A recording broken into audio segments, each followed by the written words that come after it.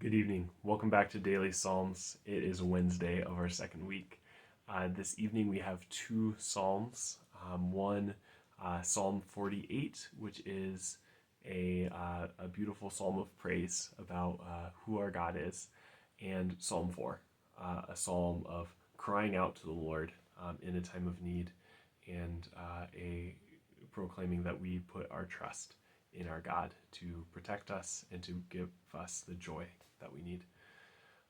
As always, I encourage you to speak these psalms out loud, to read them, that you may hear them and say them, to be surrounded by God's word during this time. So let's begin. Psalm 48. Great is the Lord, and greatly to be praised, in the city of our God, his holy mountain.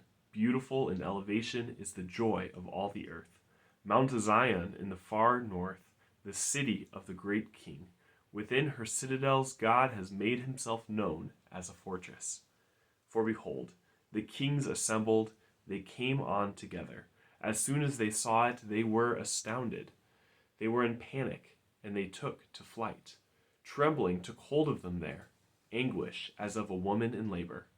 By the east wind you shattered the ships of Tarshish. As we have heard, so we have seen in the city of the Lord of hosts, in the city of our God, which God will establish forever. We have thought on your steadfast love, O God, in the midst of your temple. As your name, O God, so your praise reaches to the ends of the earth. Your right hand is filled with righteousness. Let Mount Zion be glad. Let the daughters of Judah rejoice because of your judgments. Walk about Zion. Go around her. Number her towers. Consider well her ramparts. Go through her citadels, that you may tell the next generation that this is God, our God, forever and ever. He will guide us forever. And then Psalm 4.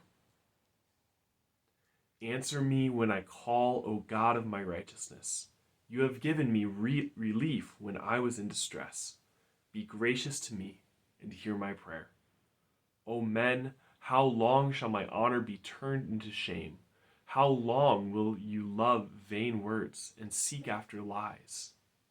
But know that the Lord has set apart the godly for himself. The Lord hears when I call to him. Be angry and do not sin. Ponder in your own hearts on your beds and be silent.